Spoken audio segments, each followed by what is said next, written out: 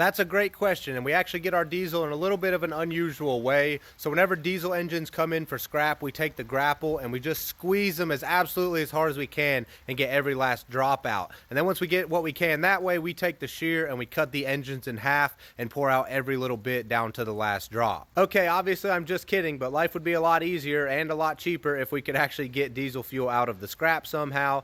But we have 3 off-road diesel fuel tanks and 1 on-road diesel fuel tank located here on the yard. So all the machines on the yard use the off-road diesel, and even our shear is a diesel machine. So we have a stationary fuel tank next to the shear, so whenever it gets low we just fill it back up. And then the trucks obviously fill up with the on-road diesel fuel, and we have a local fuel company who we've been dealing with for several years that brings us fuel as often as we could possibly need it. And the reason why we have the 3 off-road tanks is because they're located at different positions around the yard. We have one next to the stationary shear, that way it basically can fuel itself up anytime it's needed. Then we have one on the lower side of the yard where we have most of the larger equipment, and then one smaller tank on the upper side of the yard where we have a lot of forklifts and skid steers and things like that. But that was a great question, and fuel is one of our largest expenses. But if you guys have any other questions about how things work around the yard, just leave them below and I'll try to get to it.